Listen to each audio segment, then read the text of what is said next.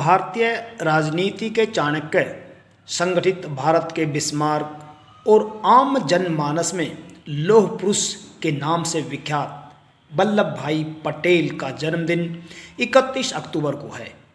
इस अनूठे अद्भुत युग पुरुष के जन्मदिन को हम सब भारतवासी राष्ट्रीय एकता दिवस के रूप में मनाते हैं।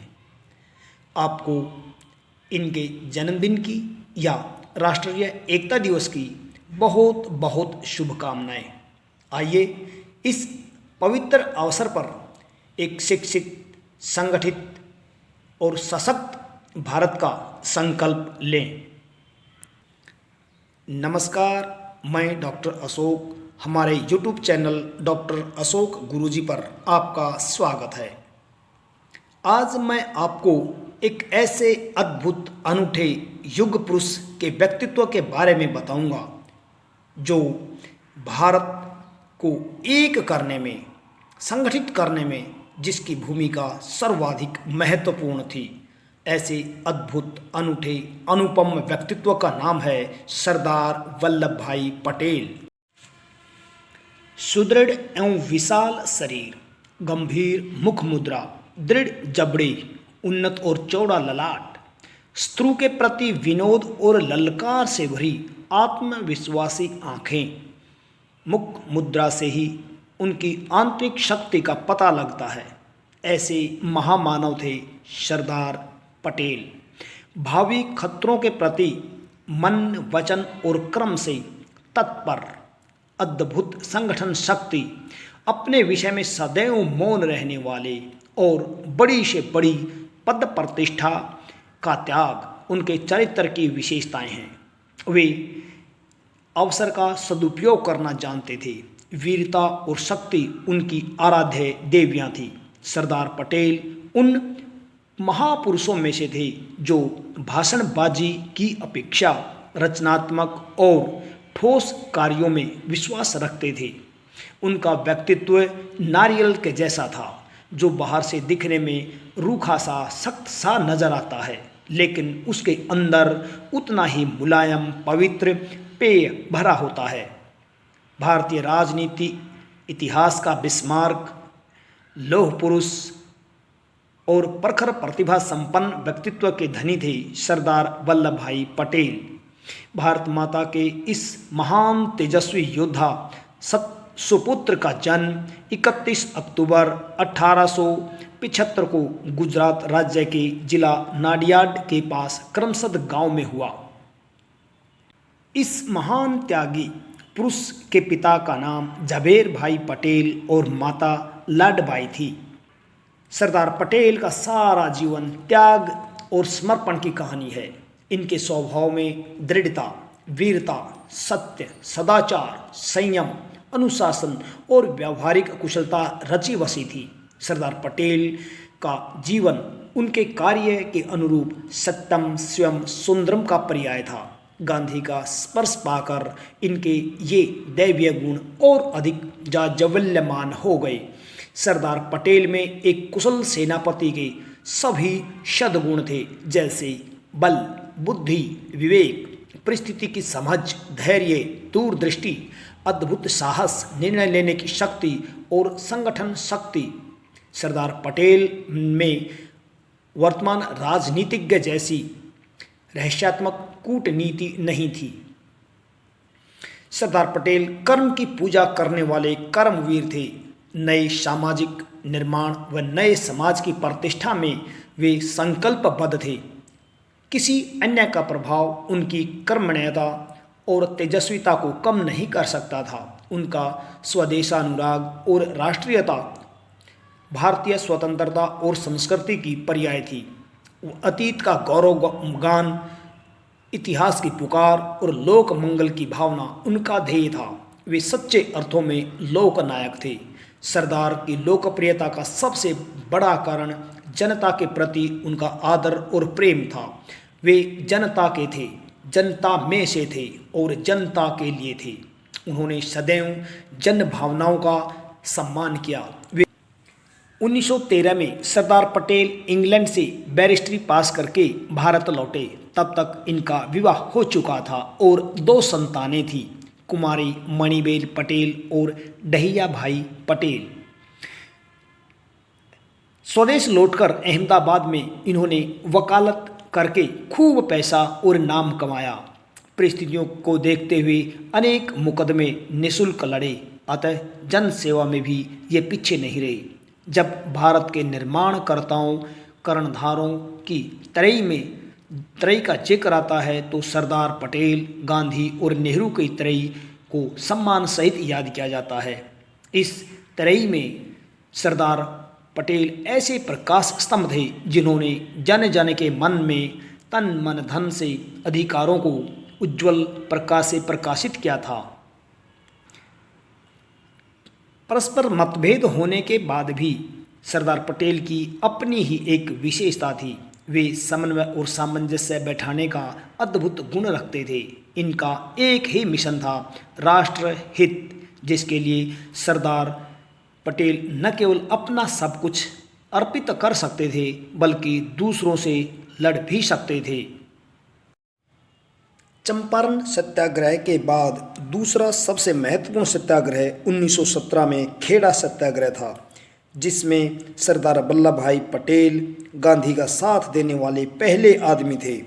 अब जब भयंकर वर्षा के कारण खेड़ा के किसानों की फसल पूर्णतः नष्ट हो गई और किसानों को फांकों की नौबत आ गई, लेकिन सरकार लगान वसूलने के लिए किसानों पर तरह तरह के अत्याचार करने लगी। तब सरदार पटेल ने गांव-गांव घूमकर सरकार की अनीति का शांतिपूर्ण विरोध करने के लिए गांधी जी का संदेश जन जन तक पहुंचाया। सरदार पटेल किसानों के बीच में जाते उनका मनोबल बढ़ाते थे, उन्हें हर तरीके से समझाते थे।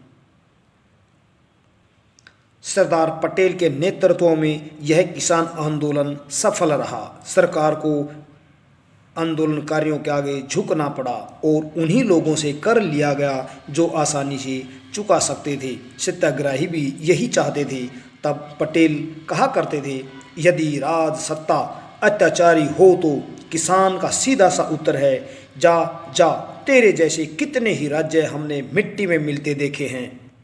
धरती माता के इस सच्चे सपूत को सर्वाधिक ख्याति बारदोली सत्याग्रह से मिली। 1927-28 में अंग्रेजी सरकार ने किसानों पर 30% लगान बढ़ा दिया। यह सीधे तौर पर किसानों के साथ अन्याय था और किसान भी इसे सहन करने में असमर्थ थे। अतः बारदोली के क्षेत्र के किसान, स्त्री, पुरुष आदि अपनी पीड़ा लेकर सरदार पटेल के पास पहुंचे। सरदार पटेल ने सत्याग्रह से पहले इस क्षेत्र का वस्तुनिष्ठ निरीक्षण किया, सारे आंकड़े एकत्र किए। जब उन्हें लगा कि किसानों की स्थिति वास्तव में दयनीय है और सरकार द्वारा कर वसूलना गलत है, तब उन्होंने सत्याग्रह के संघर्ष का बिगुल बजा दिया। उनका विरोध करने का यह अपना ही तरीका था। उन्होंने किसानों को पहले ही समझा दिया था कि इस संघर्ष में उन्हें बड़ी मुसीबतें, बड़े बड़े अत्याचार झेलने पड़ेंगे, भूखा भी मरना पड़ सकता है। किसानों ने वचन दिया कि वे मर जाएंगे पर झुकेंगे नहीं। फरवरी 1928 में बारदोली सत्याग्रह नाम से सरकार के विरुद्ध मोर्चा खोल दिया। मेरी बोटी बोटी उड़ा दो पर मैं लगान अदा नहीं करूंगा, यह कहकर सरदार पटेल ने किसानों का आह्वान किया। सरदार पटेल गांव-गांव जाकर अपनी ओजस्वी वाणी से किसानों में उत्साह और जागृति पैदा करते थे, सरकार की अनीति से लड़ने की शक्ति पैदा करते थे। उनकी कर्मठता, कर्तव्यनिष्ठा और त्याग के प्रभाव से सरकार के दमन व अत्याचार करने पर भी सत्याग्रह निरंतर चलता रहा। अंग्रेजी सरकार ने एडी चोटी का जोर लगा दिया, लेकिन किसान टस से मस नहीं हुए। इस आंदोलन में स्त्रियों, बच्चों, बड़े बुजुर्गों ने बढ़ चढ़कर हिस्सा लिया। सरकार का अहंकार चूर चूर हो गया। सत्य और अहिंसा की जीत हुई। अगस्त 1928 तक स्थिति फिर सामान्य हो गई। सत्याग्रहियों की जब्त शुदा जमीनें लौटा दी गई, कैदी छोड़ दिए गए।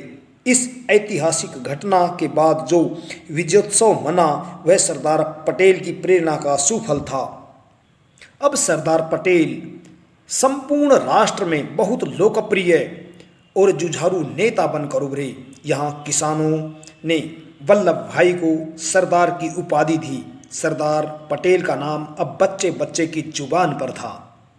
सन 1930 का असहयोग आंदोलन आया। महात्मा गांधी ने दास्ता की जंजीरों को तोड़ फेंकने का आह्वान किया। विदेशी वस्तुओं का बहिष्कार किया जाने लगा। जनता ने सरकार के किसी भी काम में सहयोग न देने का संकल्प लिया। विद्यार्थियों ने स्कूल जाना छोड़ दिया। वकीलों ने वकालत छोड़ दी। अन्य कर्मचारियों ने अपने अपने पदों से त्याग पत्र दे दिए। देश के प्रमुख और बड़े नेताओं ने जेल यात्राएं की। ऐसे अवसर पर भला सरदार पटेल क्यों पीछे रहे थे? 1931 में कराची में कांग्रेस का ऐतिहासिक अधिवेशन हुआ और सरदार पटेल सभापति निर्वाचित हुए। अपने अध्यक्षीय भाषण में उन्होंने कहा, आपने मुझ किसान को इस उच्च आसन पर बिठा दिया है। मुझे इसका महान गर्व है। मुझे ही नहीं, इसका तो प्रत्येक भारतवासी अभिमान कर सकता है। इसके लिए मैं आपका कृतज्ञ हूँ। मैं तो एक तुच्छ सेवक हूँ। त्याग तो उन लोगों ने किया है जिन्होंने अपने देश की रक्षा के लिए अपने प्राणों की आहुति दे डाली। यहाँ सरदार पटेल का संकेत सरदार भगत सिंह, सुखदेव, राजगुरु जैसे महान क्रांतिकारी युवाओं की तरफ था। उनको फांसी लगने से पूरा देश क्षुब्ध और अशांत था। कानपुर के सांप्रदायिक दंगों में गणेश शंकर विद्यार्थी की हत्या कर दी गई। इससे पहले साइमन कमीशन का विरोध करते हुए अंग्रेजों की लाठियों से लाला लाजपत राय की मृत्यु हो गई। सरदार पटेल संपूर्ण राष्ट्र में जन जागृति लाना चाहते थे, एकता की भावना पैदा करना चाहते थे। उनमें परस्पर बैर विरोध भुलाकर एकता का आह्वान करना चाहते थे। 1931 के अधिवेशन के अध्यक्ष बनने से पहले इसकी भूमिका विशाल जन समर्थन ने तैयार कर दी थी।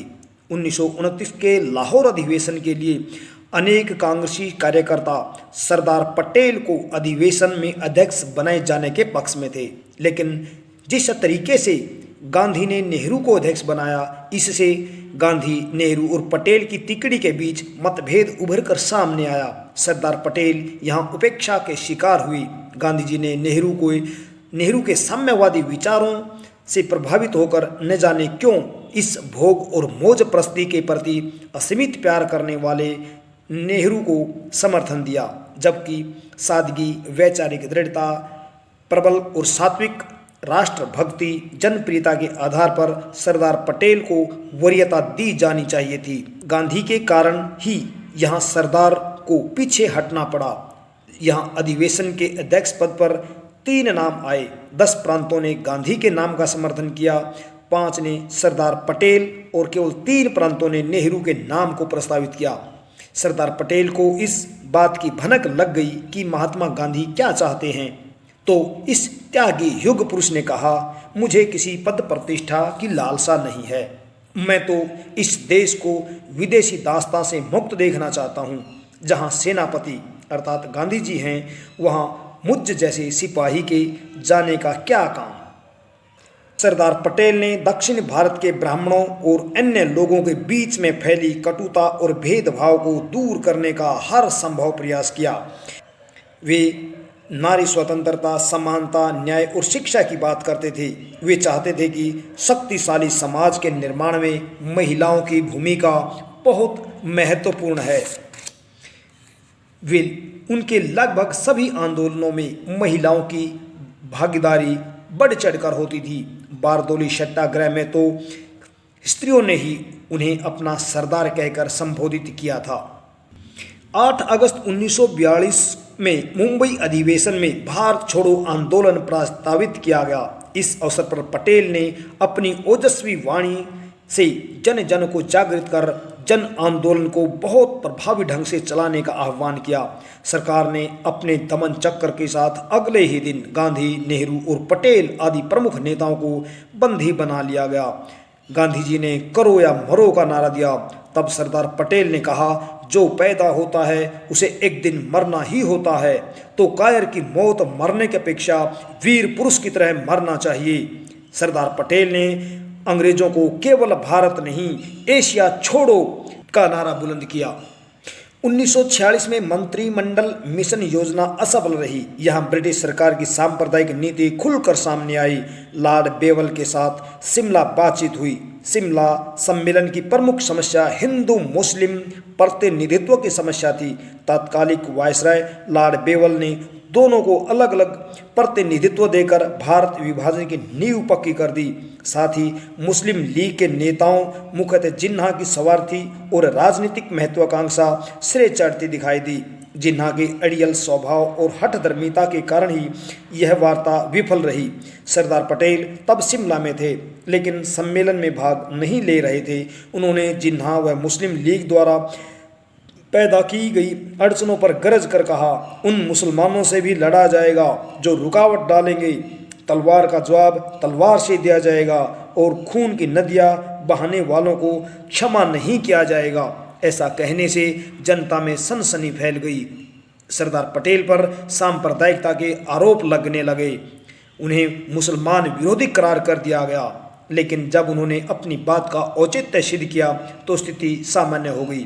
वास्तव में तभी से एक ऐसा वर्ग तैयार हो गया जो सरदार पटेल को मुसलमानों के विरोधी के रूप में देखता था। लेकिन यह लोगों की संकुचित सोच थी, जबकि वास्तविकता यह थी कि भारतीय समय व समाज की मांग थी। राष्ट्र के सशक्तिकरण व एकता के लिए इसके अलावा कोई विकल्प नहीं था। जिन्हा को जब अपने मंसूबों पर पानी फिरता दिखा तो असंवैधानिक तरीके से सीधी कार्रवाई का फैसला लिया। 16 अगस्त 1946 को मुस्लिम लीग ने सीधी कार्रवाई शुरू कर दी। परिणाम स्वरूप सारे देश में जगह जगह लूटपाट, दंगे फसाद, सांप्रदायिक झगड़े और तनाव फैल गया। देश के हालात बिगड़ गए। वायसराय ने बिगड़ते हालातों को देखते हुए सितंबर 1946 में कांग्रेस सरकार को अंतरिम सरकार बनाने के लिए तैयार किया। कुछ शर्तों को लेकर अक्टूबर में जिन्ना भी सरकार में शामिल हो गए। जिन्ना चाहते थे कि उन्हें गृह विभाग दिया जाए और वे देश की कानून व्यवस्था, सेना, पुलिस बल, खुफिया विभाग पर अपना नियंत्रण करके उसका दुरुपयोग अपने स्वार्थ के लिए कर सकें। सरदार पटेल ने इस मांग का सख्त विरोध किया, क्योंकि वे जिन्ना की मंशा को बखूबी जानते थे। जिन्ना का उद्देश्य अंतरिम सरकार के मार्ग में रुकावट पैदा करना था। 1947 को लॉर्ड माउंटबेटन को भारत का वायसराय बनाया गया। उनके आने से स्वाधीनता की प्रक्रिया और मुसलमानों का विरोध और तेज हो गया। जब गांधी, नेहरू आदि कांग्रेसी नेताओं को लगा कि भारत विभाजन स्वीकार करने के अतिरिक्त अब कोई विकल्प नहीं है, तो भारत पाक विभाजन स्वीकार कर लिया गया। इसका एक अन्य पहलू यह भी है कि कांग्रेस की तुष्टीकरण की नीति संपूर्ण राष्ट्र के लिए न केवल तात्कालिक रूप से घातक रही, बल्कि भविष्य के लिए नासूर बन गई। कांग्रेस पार्टी पर बहुत अधिक पकड़ रखने के बावजूद भी हमारी समझ में यह नहीं आता कि गांधी ने पटेल की अपेक्षा अपना विश्वास नेहरू पर क्यों जताया। जब भी मौका मिलता वे नेहरू का समर्थन करते थे और पटेल को पीछे हटना पड़ता था। इस संवैधानिक व्यवस्था के अनुसार 3 बार सरदार पटेल को कांग्रेस अध्यक्ष बनने का अवसर मिल रहा था, सन 1928, 1936 और 1946 में।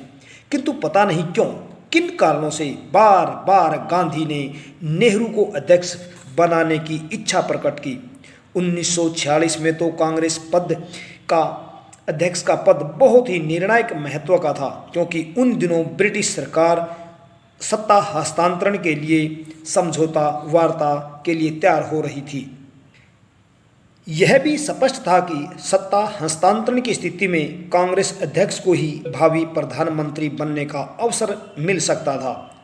1946 में अध्यक्ष पद के लिए 15 प्रांतीय कांग्रेस कमेटी में से 12 ने सरदार पटेल का नाम प्रस्तावित किया। शेष 3 ने उस समय के महासचिव आचार्य कृपलानी का नाम प्रस्तावित किया। किन्हीं कारणों से गांधी ने उस समय नेहरू को ही अध्यक्ष बनाना चाहते थे। उनके निर्देशानुसार आचार्य कृपलानी ने अपना नाम वापस लेकर नेहरू का नाम चला दिया। गांधी ने नेहरू व पटेल दोनों को अपने पास बिठाया। उन्होंने नेहरू से कहा कि तुम्हारा नाम तो कहीं से आया नहीं, अब तो सरदार चाहें तब ही तुम अध्यक्ष बन सकते हो। सरदार गांधी जी के संकेत को समझकर एक क्षण बिना विलंब किए कह दिया कि मैं नेहरू के पक्ष में अपना नाम वापस लेता हूं, और इस प्रकार नेहरू को अध्यक्ष पद व प्रधानमंत्री का पद सरदार ने भिक्षा के रूप में दे दिया। इस प्रसंग को प्रामाणिक तथ्यों के साथ देवेंद्र स्वरूप ने 11 जनवरी 1998 के पंचजन्य में सरदार पटेल प्रधानमंत्री क्यों नहीं बन सके इस शीर्षक से प्रकाशित किया है। नेहरू ने स्वयं एक बार बड़े मजे से कहा था, शिक्षा की दृष्टि से मैं अंग्रेज हूँ, दृष्टिकोण में मैं अंतर्राष्ट्रीयवादी हूँ, संस्कृति से मुस्लिम हूँ और केवल जन्म की दुर्घटना से हिंदू। इन सब बातों से भारत की कश्मीर नीति क्या प्रभावित नहीं हुई? पटेल की आकस्मिक मृत्यु के बाद नेहरू ने जो बेरोक टोक किया, उससे कई बुरी परंपराएं हमारी विचारधारा में जम कर बैठ गई। आज भी जब हम किसी बड़े बुजुर्ग से बात करते हैं और कश्मीर समस्या के संदर्भ में पूछते हैं, तब वे बुजुर्ग अपने अनुभव के आधार पर एक सीधा सा नपातुला जवाब देते हैं कि यह समस्या स्वयं नेहरू ने पैदा की। नेहरू की जगह अगर सरदार वल्लभ भाई पटेल प्रधानमंत्री होते तो न कश्मीर की समस्या होती और न चीन की समस्या। गांधी और नेहरू में अनेक कमजोरियां थी, संभवतः जिन्हें सरदार पटेल जानते थे, लेकिन उन्हें सार्वजनिक नहीं किया जा सकता था। लेकिन सरदार पटेल अवसर मिलते ही उनकी कड़ी आलोचना करते थे, उन्हें सुझाव भी देते थे। संभवतः इसी कारण सरदार पटेल को राजनीति की मुख्य धारा से अलग थलग करने का प्रयास किया गया। आगे आने वाले कांग्रेसियों ने सरदार पटेल के पर तरह तरह के आरोप मढ़ने शुरू कर दिए। चक्रवर्ती राजसी गोपालाचार्य ने एक जगह लिखा है, निसंदेह बेहतर होता नेहरू को विदेश मंत्री और पटेल को प्रधानमंत्री बनाया जाता। यदि पटेल कुछ दिन और जीवित रहते तो वे प्रधानमंत्री पद तक जरूर पहुंचते, जिसके वे सर्वथा योग्य पात्र थे। तब भारत में कश्मीर, तिब्बत, चीन और अन्य विवादों की कोई समस्या पैदा नहीं रहती। 15 अगस्त 1947 को भारत आज़ाद हो गया। पंडित नेहरू देश के पहले प्रधानमंत्री बने और सरदार पटेल गृह मंत्री। अब गृह मंत्री के सामने देशी रियासतों को लेकर अनेक समस्याएं थी, अनेक चुनौतियां थी जिन पर अविलंब ध्यान दिया जाना था, जैसे दंगों के कारण बिखरी कानून व्यवस्था को दुरुस्त करना, शरणार्थियों के पुनर्वास की व्यवस्था करना, देशी रियासतों को एक करने की समस्या बहुत महत्वपूर्ण थी। देश के आज़ाद होने के साथ ही 562 देशी रियासतें भी स्वतंत्र हो गई। वे अपनी स्वतंत्रता का स्वप्न संजोने लगी। ब्रिटिश सरकार की सांप्रदायिक कूटनीति भी यही थी। उन्होंने कहा, भारत के आज़ाद होने के साथ ही ये सभी 562 देशी रियासतें भी आज़ाद हो गई। वे चाहें तो भारत के साथ रह सकती हैं और चाहे तो पाकिस्तान के साथ। पटेल ने सरकार की इस नीति का कड़ा विरोध किया। उन्हें 15 जुलाई 1947 को सरदार पटेल ने देशी रियासतों के संबंध में एक विभाग की स्थापना की। सरदार पटेल इसके मंत्री और वीपी मेनन इसके सचिव बने। सरदार पटेल ने 2-3 बैठकों में बातचीत की और लॉर्ड माउंटबेटन ने भी यह स्वीकार किया कि देशी रियासतें भारतीय संघ में शामिल हो सकती हैं।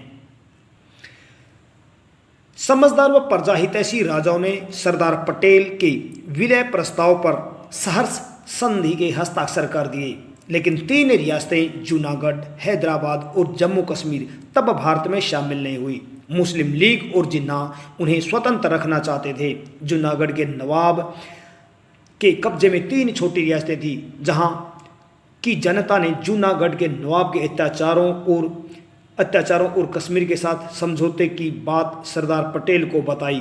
सरदार पटेल ने सुरक्षात्मक कदम उठाते हुए जूनागढ़ की रियासत को चारों तरफ से घेर लिया। वहाँ का नवाब तुरंत पाकिस्तान भाग गया। सरदार पटेल ने वहाँ जनमत संग्रह के आधार पर उस रियासत को भारत में मिला लिया। हैदराबाद का निजाम भी भारत के साथ किसी भी प्रकार का समझौता करने को तैयार न था। निजाम और रिजवी दोनों इस गलत फहमी के शिकार थे कि भारतीय सेनाएं हैदराबाद की सीमा में प्रवेश नहीं करेंगी। हैदराबाद की स्थिति तब जब अति गंभीर हो गई तो सरदार पटेल ने जनरल चौधरी को बुलाकर वहां की स्थिति की जानकारी ली और 12 सितंबर 1948 को जनरल चौधरी ने अपनी कार्रवाई प्रारंभ कर दी। 17 सितंबर को निजाम की सेना ने भारतीय सेना के आगे आत्मसमर्पण कर दिया और इसके बाद निजाम ने विलय पत्र पर हस्ताक्षर कर दिए। कश्मीर के महाराज हरि सिंह अभी तक यह तय नहीं कर पाए कि उन्हें किस के साथ अधिक फायदा है। जब कबायलियों ने जम्मू कश्मीर पर आक्रमण किया तो राजा हरि सिंह ने भारत के सामने सुरक्षा की प्रार्थना की। भारतीय सेनाओं ने तब कबायलियों को खदेड़ दिया। शेख अब्दुल्ला और नेहरू के बहुत ही भावात्मक संबंध रहे। नेहरू भी कश्मीर के ही थे, अतः नेहरू ने कश्मीर मामले को गृह मंत्रालय से निकालकर अपने अधीन कर लिया, इसे विशेष राज्य का दर्जा दे दिया। यह मामला अंतर्राष्ट्रीय बन गया। सरदार पटेल जम्मू कश्मीर की समस्या को हैदराबाद जूनागढ़ की तरह अपने ढंग से निपटा लेना चाहते थे, परंतु नेहरू ने ऐसा नहीं होने दिया।